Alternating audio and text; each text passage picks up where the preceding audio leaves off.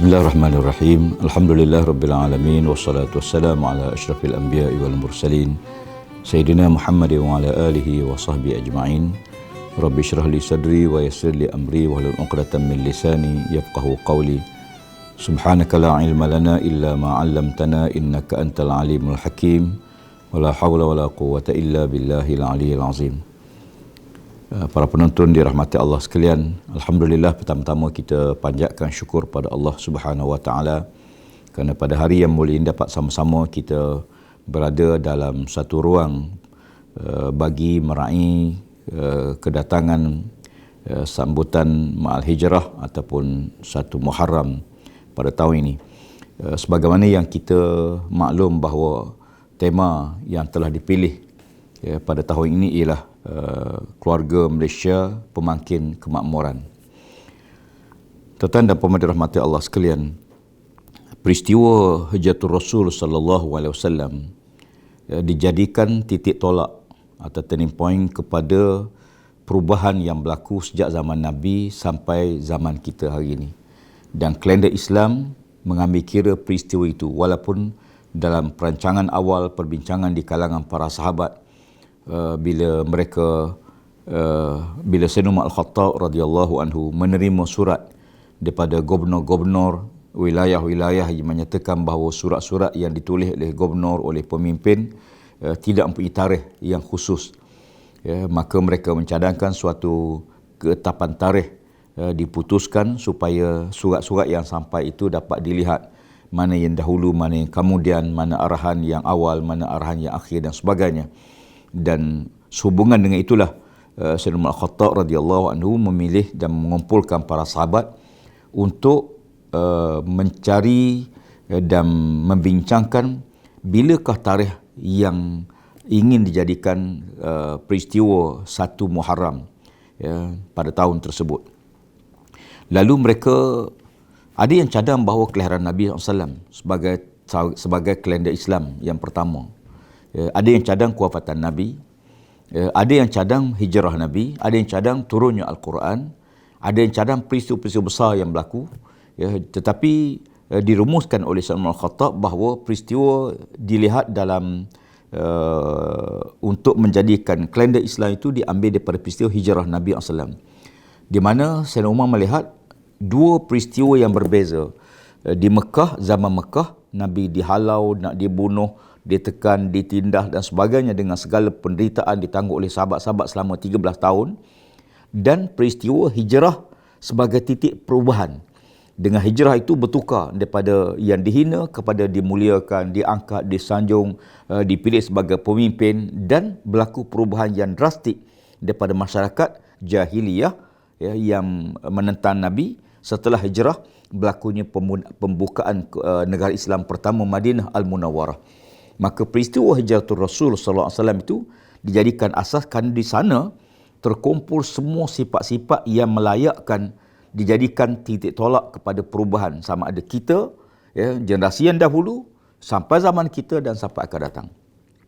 Kalau kita lihat bahawa peristiwa hijrah ni dipenuhi dengan pengorbanan, ketabahan, ketaatan, kekuatan akidah, kekuatan iman, tasamuh, tolak ansur dalam buat keputusan, dan ketaatan dan walak pada pimpinan, serta hubungan yang rapat dalam pembinaan sebuah negara yang makmur di Madinah Al-Munawwarah, menggabungkan orang Islam dan bukan Islam, ditunjukkan, dibuktikan dengan perpaduan yang jitu yang tak pernah berlaku dalam sejarah, sama ada di kalangan Islam sama-sama Islam atau Islam dengan bukan Islam. Dan kita lihat semua konten ini yang berlaku dalam peristiwa hijrah Rasulullah SAW itu sebagai asas sehingga mereka itu melayakkan dia menjadi generasi yang terbaik. Golongan yang awal, as-sabiqun al-awwalun minal muhajirin wal ansar. Golongan yang awal-awal mula hijrah daripada Mekah ke Madinah Al-Munawwarah, dan mereka itu dijamin syurga oleh Allah Subhanahu wa taala. Kita harus faham bahawa ada tiga peristiwa. Sesiapa yang terlibat dalam tiga peristiwa ini, mereka dijamin syurga oleh Allah Subhanahu wa taala. Yang pertama, mereka hijrah daripada Mekah ke Madinah. Siapa yang hijrah, mereka dijamin ahli syurga. Berakhir dengan pembukaan kota Mekah. La hijrata ba'dal fathi walakin jihadun wa niyyah. Kata Nabi, tidak ada lagi hijrah selepas berlakunya pembukaan kota Mekah. Pembukaan kota Mekah berlaku pada tahun 7 Hijrah. Bermakna selama 7 tahun mereka yang hijrah daripada Mekah ke Madinah dianggap sebagai golongan muhajirin. Ya. Tapi selepas terbukanya kota Mekah pada tahun yang ke-7 Hijrah, maka tidak ada lagi dianggap golongan muhajir, golongan yang generasi awal yang hijrah. Yang pertama. Yang kedua disebut ahli Badar.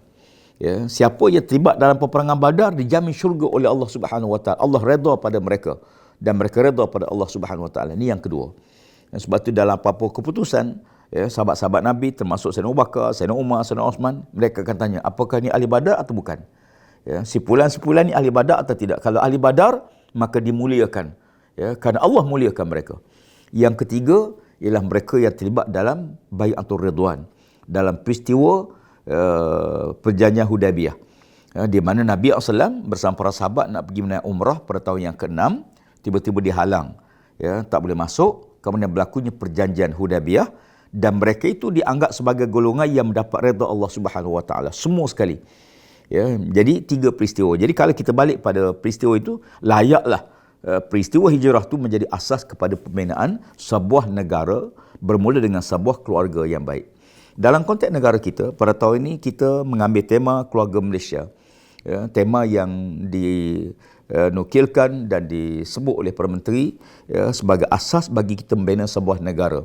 Dan saya tidak cadang untuk kupas tentang keluarga Malaysia, sebab terlalu banyak kupasan-kupasan perhubungan itu. Cuma soalnya ialah bagaimana peristiwa hijrah itu dengan gagasan keluarga Malaysia itu dapat menjadi pemangkin kepada kemakmuran negara.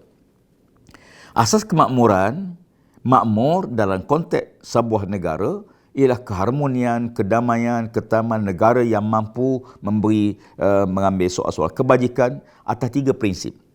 Ya, 3 prinsip itu yang disebut oleh Allah Subhanahu Wa Taala, kuntum khairu ummatin ukhrijat lin-nas ta'muruna bil ma'ruf wa tanhauna 'anil munkar wa tu'minuna billah. Ya, walau amanu bil kitab bila kana khairan lahum wa minhumul mu'minun wa aktsaruhum fasiqun.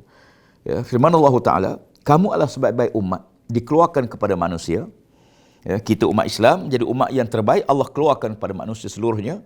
Ya, dan prinsip itu untuk jadi umat yang terbaik itu 3. Yang pertama menyuruh yang ma'ruf. Menyuruh yang ma'ruf bukan dalam konteks kerangka individu, tapi dalam konteks kerangka negara. Ya, dalam konteks kerangka individu kita tahu, suruh semayang, suruh baca Quran, suruh nilai-nilai yang baik lain. Ya, tapi bukan dalam kerangka kecil begitu, tapi kerangka besar. Sebagai sebuah keluarga Malaysia, sebagai sebuah negara, menyuruh yang ma'ruf bermakna kita harus bina negara kita. Ya, soal bagaimana kita mengurus tentang ekonomi, ya, mampu bersaing, ya, ekonomi yang tinggi, pendapatan yang baik, ya, kehidupan rakyat yang stabil, ya, dan sebagainya. Ya, itu asas-asas dalam konteks ekonomi, dalam konteks politik, dalam konteks sosial, perundangan, hubungan luar negara dan sebagainya. Menyuruh yang ma'ruf kita bina nilai-nilai yang baik tersebut sebagaimana yang ada dalam konteks apa yang kita lihat sebuah negara yang baldatun tayyibah, negara yang baik. Baik dalam konteks ekonomi dan sebagainya. Ini proses pembinaan sebuah negara. Ya, pembinaan sebuah negara yang kita kenaki. Apa ke mana hala tuju negara yang kita kena bina. Ya, nilai-nilai tersebut. Ya, hala tuju soal kebajikan pada rakyat, ya, soal jaga kelestarian alam sekitar. Ini dalam kita menyambut sambutan Ma'hijrah ataupun sambutan awal Muharram ini. Ya, kita seronok gembira menyambut, tapi pastikan bahawa kita juga tidak merosakkan. Itu disebut dalam nilai kedua, an-nahyu anil munkar. Mencegah yang mungkar tu bukan hanya jangan minum arak, jangan berzina, jangan jaga, bukan itu dalam konteks yang kecil, tapi besar dalam konteks negara, iaitu sebuah negara yang tidak rasuah, yang tidak salah guna kuasa, yang melestarikan alam sekitar, yang tidak membuat pembaziran dan kerosakan. Ya, nilai-nilai tadi kalau kita bina dengan ekonominya kita susun, dengan pendapatan rakyat yang kita susun, dengan kehidupan yang lestari sebagainya, tapi tidak ada makna kita bina kalau di waktu yang sama nilai yang meruntuh ini, nilai yang merosak ini kita tidak cegah. Maka kan mesti dah kembar dua, al-amru bil ma'ruf mesti ada, an-nahyu anil munkar. Kemungkaran tu mesti cegah. Nilai-nilai yang merosakkan tadi. Ya, kita nak negara kita jimat cermat, okey, tapi di waktu yang sama kita buat benda yang membazir sebagai contoh. pembaziran tenaga, elektrik, pembaziran air, alam yang tidak lestari, sampah buang merata-rata. Kita kena bergerak ke arah membina, menjaga nilai-nilai ini.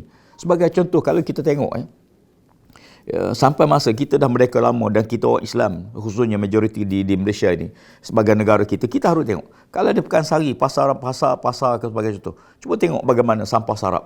Bertaburan penuh. Kita rasa malu, sepanjang highway kita kadang-kadang dibuang campak begitu saja sampah. Masing-masing minyak masak, sebuah masak, buang dalam sinki, contoh. Ataupun pembaziran yang melampau dalam makan minum kita. Jadi kita nak bina dua. Kalau kita bina al-amru bil ma'ruf, pembinaan sebuah negara yang baik, tapi nilai yang merosakkan itu mesti dihalang, mesti dicegah. Bukan hanya dalam kerangka apa yang ada pada barat saja. Sebab itu mesti ada ciri yang ketiga. Wa tu'minuna billah. Wa tu'minuna billah ni dengan arti kata lain bahawa foundation, tapak bagi kita bina sebuah keluarga Malaysia yang baik itu ialah mesti dibina atas keimanan kepada Allah Subhanahu Wa Taala. Bukan hanya takut pada undang dunia. Dunia boleh lepas, macam-macam cara nak lepas undang, tapi di akhirat maka dia mesti ada tapak itu. Tapak tu mesti dibina. Pembinaan pemimpinnya, keluarganya, masyarakatnya, individunya, mesti dibina. Sebab ini asas. Sebab tu kata-kata kadang-kadang bila kita tengok satu bangunan ataupun teguhnya, cantik satu bangunan, biasa orang puji hebat bangunan, ambil gambar. Sebenarnya yang menyebabkan bangunan tu cantik, teguh tu sebenarnya foundation dia, tapak dia tu, tapak yang kukuh. Tapi tapak ni tak nampak. Sama juga pokok kayu. Kita puji buahnya cantik, buahnya manis, rimbun. Sebenarnya yang menyebabkan rimbun semua itu ialah kerana akar dia. Akar yang kukuh. Maka kan itu akar itulah keimanan pada Allah. Sebab tu Allah sebut, kalaulah mereka yang bukan Islam, walau aman ahli kitab, kalau ahli kitab tu beriman pada Allah, mereka lebih baik pada kamu. Betul. Kita tengok negara-negara lain. Dalam senarai negara kemakmuran, negara yang happiness, negara yang orang suka hidup, ataupun negara yang tak banyak rasuah. Kebanyakan negara bukan Islam. Kebanyakannya. Kalau kita bicarakan soal kebersihan, kadang-kadang kita malu dengan negara lain. Begitu juga soal bagaimana mereka lestarikan alam sekitar. Hebat mereka ni. Cuma yang tak ada pada mereka, kata Allah, keimanan pada Allah. Kalau mereka beriman, tentu mereka lebih baik daripada kita. Maka kerana itu, syarat ini mesti dipenuhi tiga-tiga. Bukan hanya sekadar beriman saja, tapi menyuruh makruf dalam konteks bina negara tak buat, ataupun kemungkaran, kelestarian alam tak diajar dan sebagainya. Dan dalam konteks ini, saya menyeru mengambil kesempatan pada hari mulia untuk sama-sama kita sebagai Islam menjadi model, contoh. Kita kena jadi contoh terbaik kepada umat ini. Sempena Mahajirah, sempena peristiwa sambutan Muharram ini, kita bercuti umum sebagai tanda kemuliaan pada hari ini. Tapi kita ambil kesempatan untuk kita berperanan lestarikan alam sekitar kita. Tukar mana-mana paip yang bocor, dah bertahun-tahun, berbulan-bulan paip tu bocor. Hari ini kita start tukar. Bermula pada hari ini kita start untuk kita lestarikan keliling rumah kita dulu, dan kita elakkan mana-mana lampu-lampu yang tak perlu kita tutup, mana-mana aircon yang tak perlu kita tutup. Kemudian kita cuba melakukan penjimatan dalam diri kita, dalam keluarga kita dan sebagainya. Dan juga saya ambil kesempatan untuk mengucapkan selamat menyambut awal Muharram kepada semua umat Islam khususnya dan rakyat Malaysia. Mudah-mudahan Allah Ta'ala merahmati kita bersama, dan marilah kita menjadi sebahagian komponen penting dalam keluarga Malaysia sebagai pemakin kemakmuran negara. Wallahu'alam, sirah ala berakatillah.